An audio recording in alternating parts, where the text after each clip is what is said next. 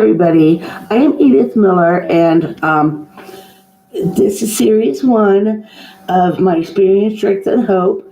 I wanted to write a book about my life because I have been through a lot of experience, strengths, and hopes, trials and tribulations.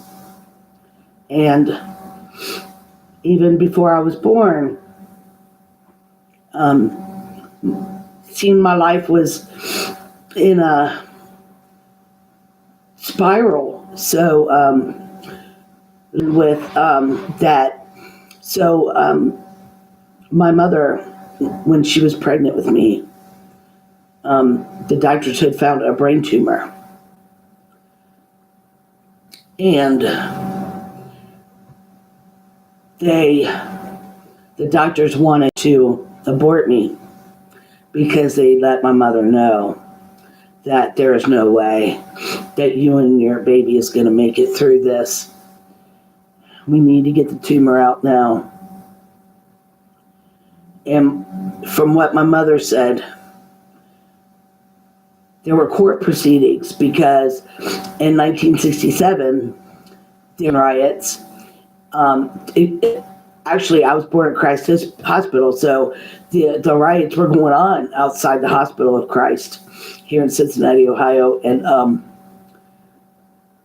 they just took my mom to court. They wanted to abort me, doctors did, and to make a long story short of that, my mom had the final say. She was blind at the time, in a lot of pain. And because she was pregnant with me, they would not give her nothing. As a matter of fact, my mother told me that they had to put her in a straitjacket because she was having seizures, and they didn't want her to hurt me, or like pound on her tummy or whatever. But the judge ruled in favor of the abortion. So that's when my mom said she had the final say. And she grabbed her baby and she says, "You're not taking my baby, it's mine. I have a choice. Me and this baby are strong enough to make it through." And we did. So the reason also is because I have a brother and sister, Jimmy and Sonia. Jimmy's passed away, but my sister, Sonia, is still alive and well, doing great. But I'm not sure how they was dealing with this. Their mommy was in the hospital on bed rest. I'm sorry, it's kind of a touchy subject and a touchy story, but my mom had to say, and they said, okay, that could hurt the fetus. And she said, do what you have to do. Me and this baby's going to be strong and we're going to make it through. And we did. They put my mom on bed rest. They had to give her phenobarbital, Dilantin, any kind of pain medicine to keep her steady. She was taking the phenobarbital and Dilantin because she was having seizures. And my mom did take me to full term. And she was right. She was right. They was operating on my mom, taking out her brain tumor at the same time that I was being born. I weighed a whopping 3 pounds. My dad said that he could fit me in the palm of his hand. And I was a healthy baby girl. Not sure what I weighed or what time or anything, but that's not what matters. I was born and I was healthy. And my mother survived. And to me now, to even think about the sacrifice that my mother made and that my father made, Tom Straub, my father, was absolutely amazing. and they called me their miracle baby.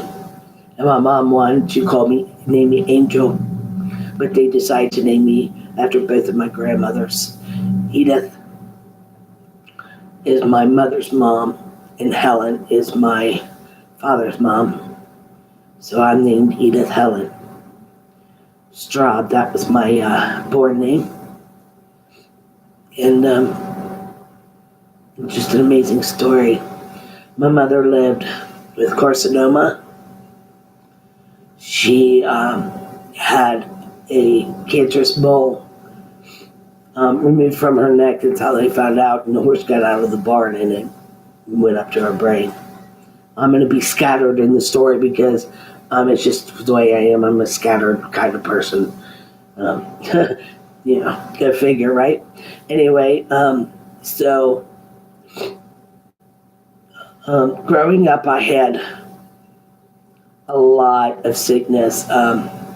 My bladder had filled all the way up, and it was not draining, and it was affecting my right kidney. It was not functioning right. Well, I was in and out of the hospital, and then finally they had to go and drain. It turned out to be kidney stones, so they had to go and blast the kidney stones out. After that, I was fine. I never had a problem, not even to this day. I still had the kidney stones, though. So, as a child, I was molested, not by family members, but by the neighborhood boys. I was put through a lot. They say monkey see, monkey do, and partying all every weekend, and just family get-togethers or what have you, and smoking and drinking. So I started smoking cigarettes when I was 7. Of course, I snuck around. I got caught a few times, and when I had to write 1,000 times I will not smoke, and 1,000 times I will not lie about smoking, and had to eat half a pack of cigarettes and smoke the rest of the other half all in a row. You'd think I would learn my lesson not to smoke, but I got up to 3 or 4 packs a day, and Anyway,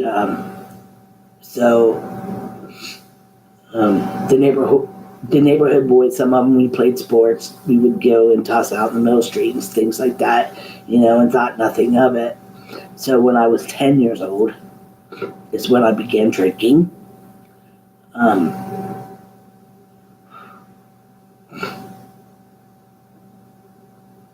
God is good, and I'm not going to sit here and preach the word to you or nothing, but I'm here to give you my testimony and tell you that God is good. Because I have survived so much, and I'm telling you everything. I'm not going to let anything go or leave anything out, because people need to know that you can survive if you work hard, and there is help out there. When I was younger, there was no help for me to be had. Of course, in school, when I was in 4th grade, it was 4th grade, I'm sorry, principal went to my house that I lived next door to the school, and they took me home after they had tested me, and they said, your daughter is semi-retarded. She has learning issues.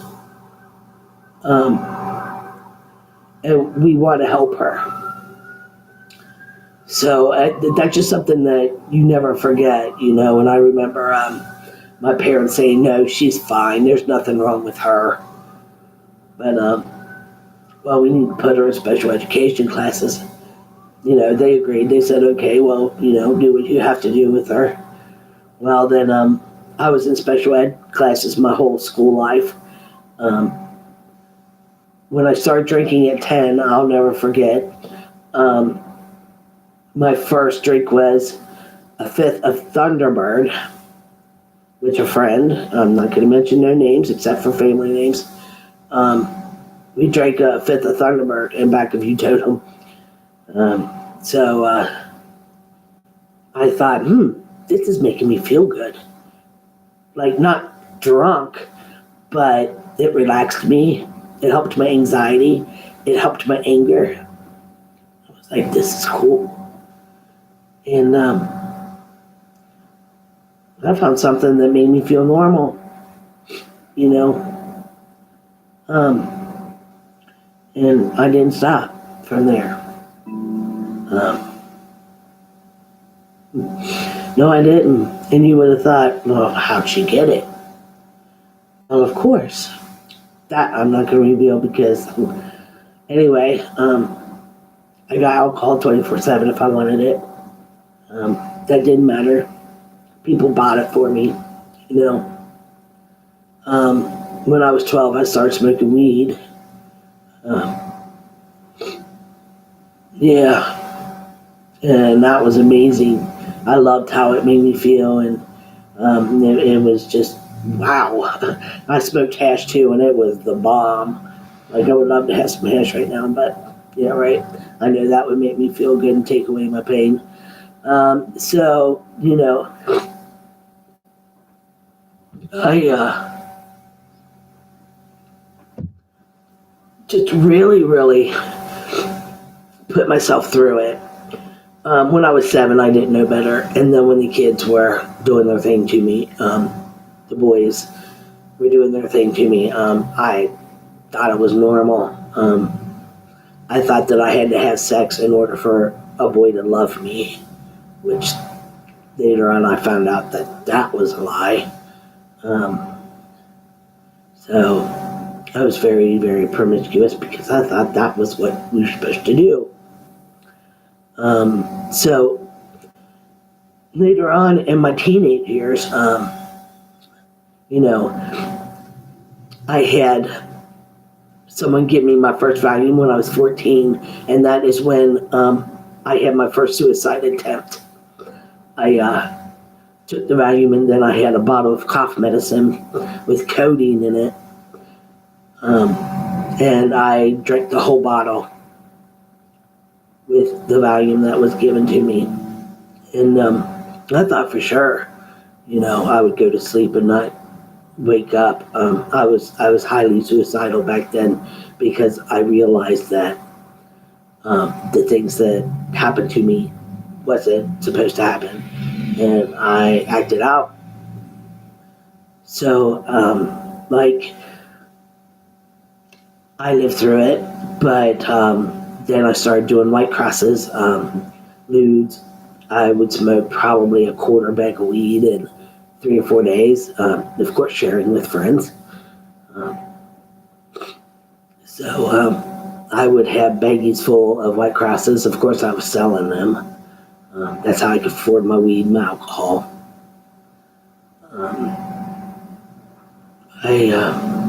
This is just really hard to talk about, but it needs to be said, and I need to get it out myself.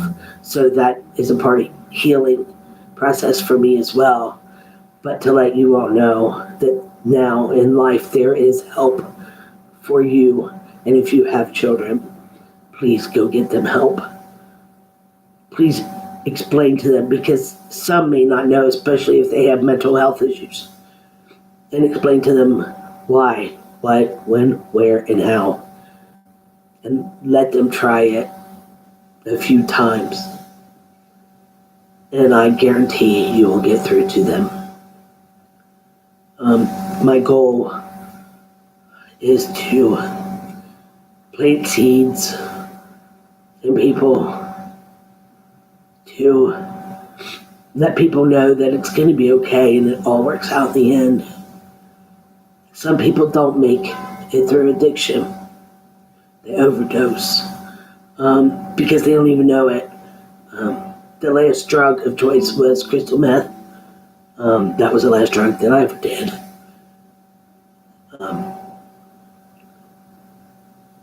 It really messed me up, but it was better than crack cocaine. I started doing crack.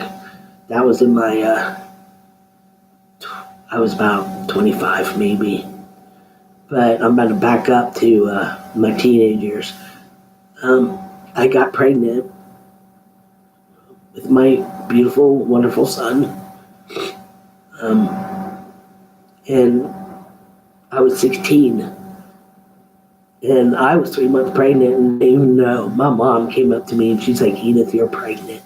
I looked at her like, how do you know? I'm not pregnant. I'm still out there getting drunk. Smoking weed, No, I'm not.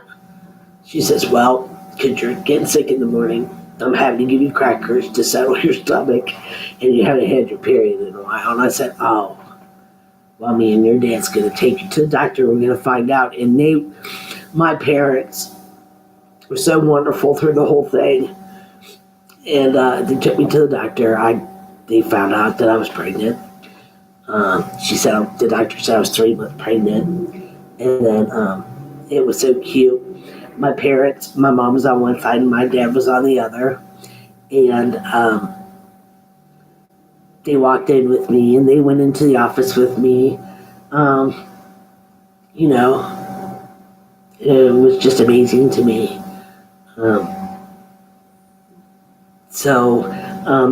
They walked me out the same way to the car. And before we went anywhere, before my dad started the car, my parents gave me a choice. And they said, okay, before we do anything else or go anywhere else, we want to tell you that you have a choice. I was like, what kind of choice? Well, you can keep the baby. You can put the baby up for adoption, or you can have an abortion. And I said, I definitely don't want no abortion.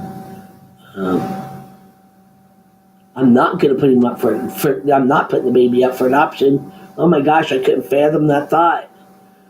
I said, I would like to keep the baby. And Mom and Dad says, we will help you through the whole thing. So my son was born, Thomas Ryan, and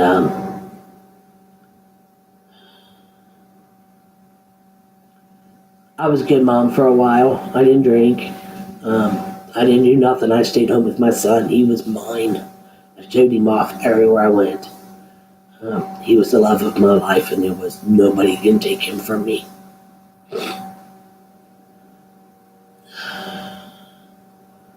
But I was a wild child, and I didn't even realize that my friends and men and alcohol and drugs were more important than my son. Because I didn't know better. It made me feel better, health, psychological wise, I thought. And,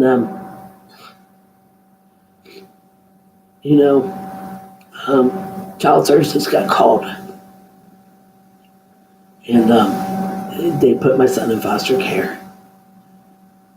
And I was given a choice to go to rehab, which I did. And my parents brought my son to me on Easter Sunday, and I was able to spend it with him. They brought him in the Easter basket, and I could watch him play and stuff.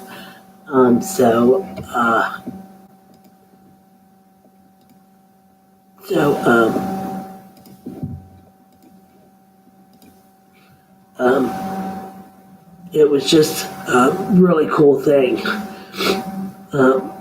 And I got to talk to him like every night on the phone, and I'd be like, "What do you have for supper?" And he'd say, "Skitty." He'd talk to me in his little sweet baby voice. Well, so I graduated from rehab, but I was supposed to go into a halfway house, which I regret to this day that I did not go. I had called my mom and I said, "Can you come and get me? I'm ready to come home. I graduated." But I didn't tell them that I was supposed to go to Sjogren's? No, it's in Hamilton, Ohio. And I lied. I didn't go. I was such a fool back then. But you know what? You have to heed these words, okay? Because if you're in a bind or whatever, never say, I would have, could have, or should have, because you know what? It's not going to get you anywhere. And someone told me that a long, long time ago, years ago. What if, could have, should have, just ain't going to get you anywhere. And what are you going to do? So now I always have a plan A, plan B. I have a, this and that, what have you. And it was wild. Anyway, I was 17 and my mom kicked me out of the house. And I took Tommy with me. I took him with me. But I was told to bring him back.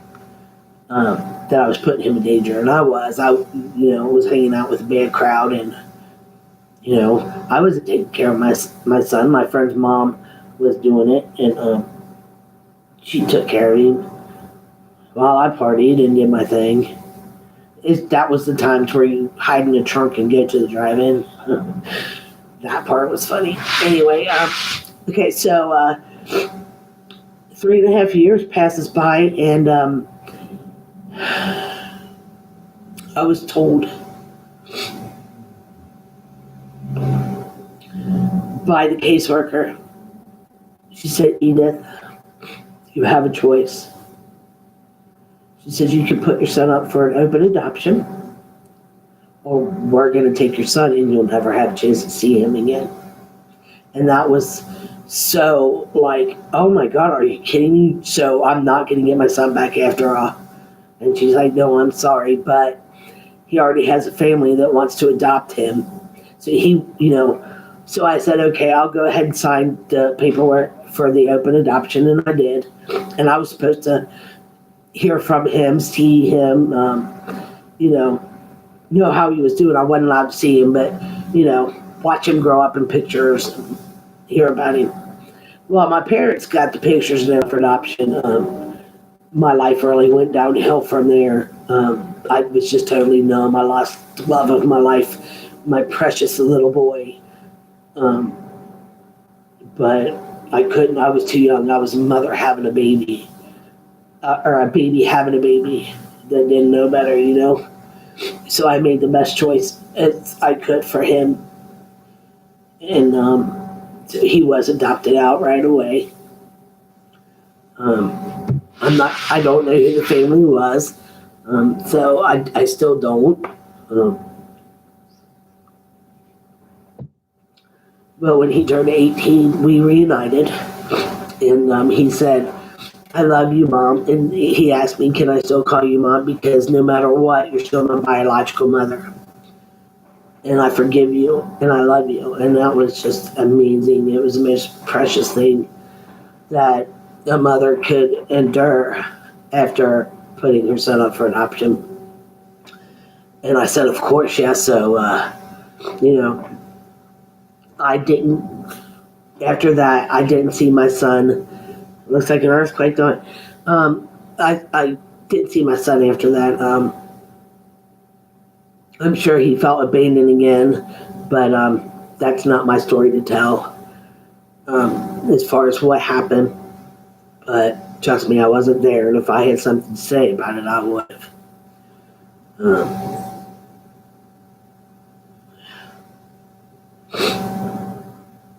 So finally, after years and years and years, I just found my son again, and I contacted him, and I had to be honest with him about something. I'm not going to say what it was, and he was pretty devastated. He was pretty devastated about what I had to tell him. But I hope that he forgives me for that. I'm sorry, son, if you're listening to this. I never wanted to ever hurt him. He was so precious to me. And I thought maybe as an adult, But I found him and I did let him know that it's okay. You don't have to talk to me if you don't want to. I don't want to interrupt your life. And he has a very good life right now. I'm not going to do anything to interrupt his life at all. Like, he knows where to find me now. And that's awesome. So I'm being patient, I'm letting go. So now it's his turn to come to me if he feels like he wants to. That's totally up to him. So, okay. When I was 20 is when I did my first line of cocaine. Then I started doing a lot of coke and drinking, smoking weed. It all just went hand in hand, always does.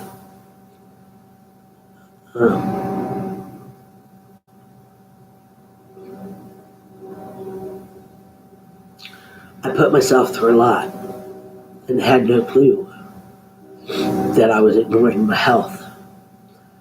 What's that? I don't know what that was. It was my life, my rules, YOLO. You only live once. I didn't listen to nobody. I just said, whatever, I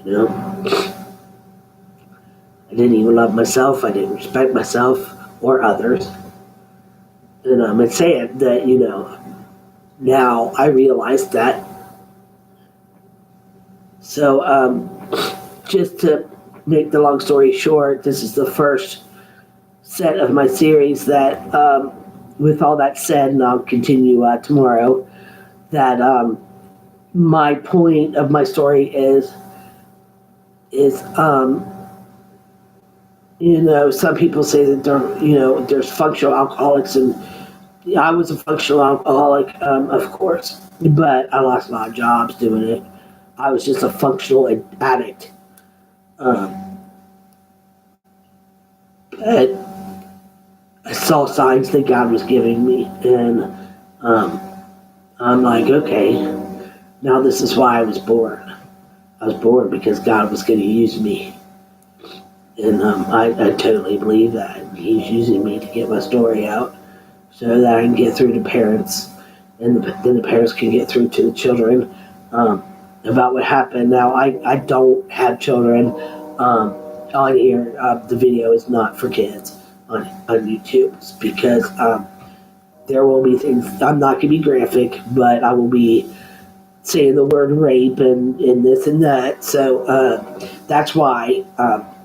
And I don't think that it's up to me to tell a child about my story. That is up to the parent. If they want their child to watch it, if anyone watches it at all. But that part's not up to me. So what my series is of my story is not going to be for children. Just so that you know.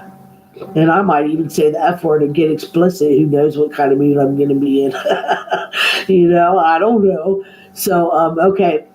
Well, with all that said, there is a message through all that miracles can happen. No matter what, it all works out in the end. There is help out there for you, for the parent and the child. That never ever give up and know that whatever your child does, don't disown them.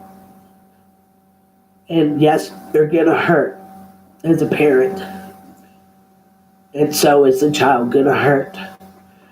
But the best thing to know is that child has their parents and their family there with them no matter what. My sister, Sonia, has stuck with me through thick and thin. Let me tell you, and I'm so appreciative of her. She has put up with a lot out of me. And then my bro from another Mo, Andy, I love you, bro, told me, he said, you've always been clingy with your sister ever since you was a kid. And I was like, really? He's like, yeah, you need to let go. So I think I make her mad. And she's making me mad. I think that this is what's going on between us because we're like twisted sisters. We like on and off again. Funny relationship. But, I'm learning. I'm thinking like, Now I'm thinking about Sonya's set in her ways and I'm set in my ways, and we're clashing because we both live absolutely two different lives. It's just funny. I'll block her all the time, and then she's like, there it is. She says, does that mean you'll be my Candy Crush friend again? I was like, yeah. So, our relationship's just weird, I do talk shit about her though, but the fact of the matter is that we're both just set in our ways.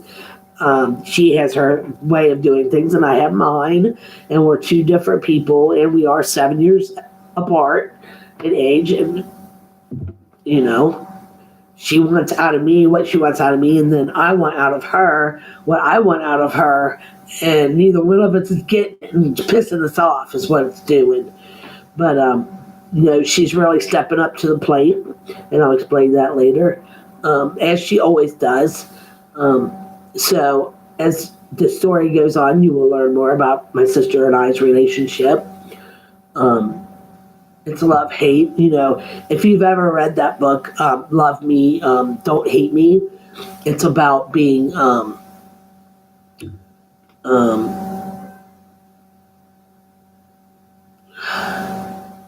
having borderline personality disorder. Love me, don't hate me. Or I love you, don't hate. Hold on. This is the best book. I've read it. Oh, it's what it is. Okay. This is the best book ever. I've already read it, but my cousin brought it over, and she was reading it. And it's I Hate You, Don't Leave Me, Understanding the Borderline Personality. This is the book. And it's written by Gerald J. Kreisman, MD, and Hal Strauss. This book here is a lifesaver, especially to somebody that's got mental health issues. It helps them understand borderline personality disorder a lot better. So, yeah. So it has stories and she has bookmark in here, Mothers, Plant the Seeds of Love. And that's what I'm trying to do, plant the seeds of love. Anyway, so I hope that you guys understand what I'm trying to do here. It's nothing about getting attention. It has nothing to do about attention. It has to do with helping others and being there for others. I'm not able to do that physically anymore. And I'll get into that, and I'm not able to do so. I thought instead of writing a book, I'm going to do this. And I hope it works out, and I hope that, you subscribe to me and you watch my series, because it's going to be a good one. Yes, there is going to be explicit, but I'm not going to get into detail on things. Okay, so I hope you enjoyed watching today's episode of The Dig in the Life of Edith Miller.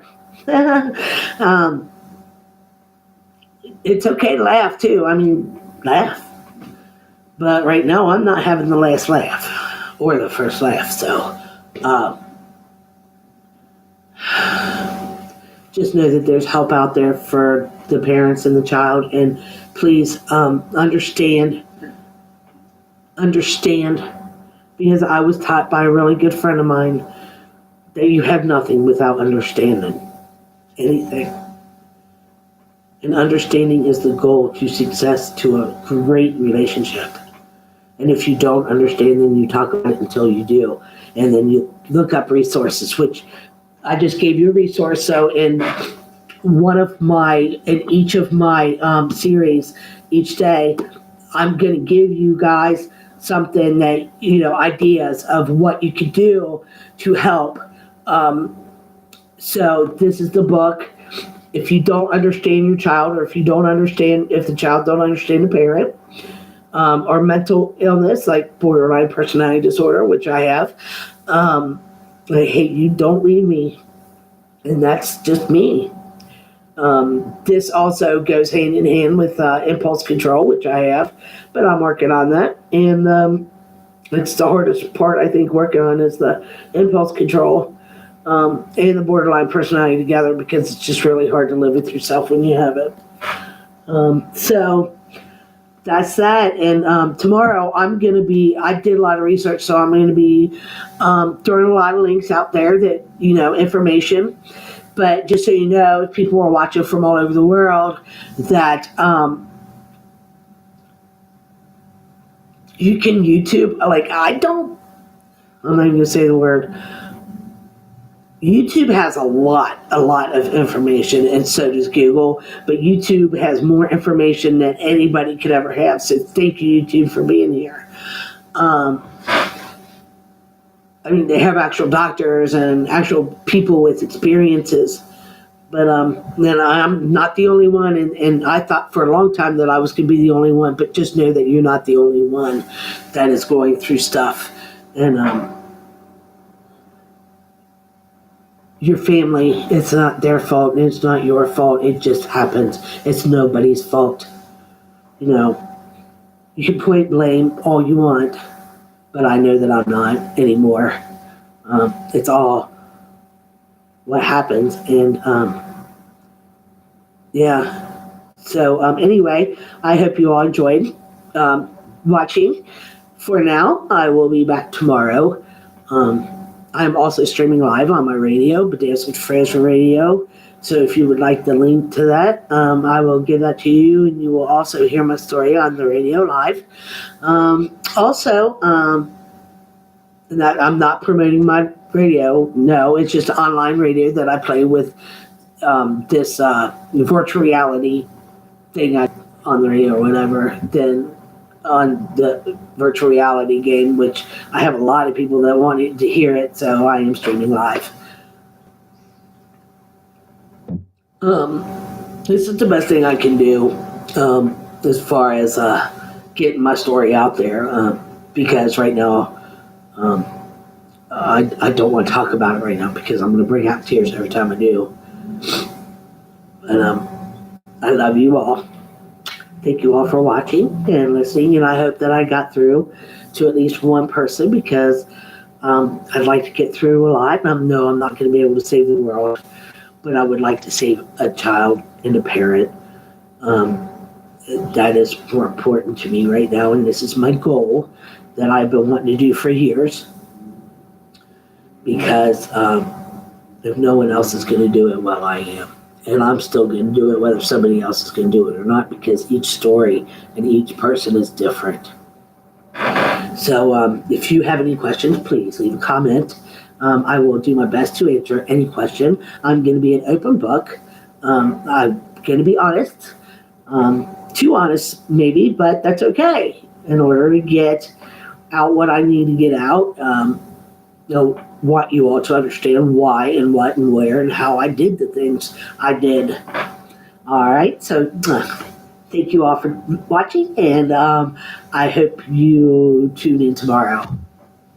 Bye.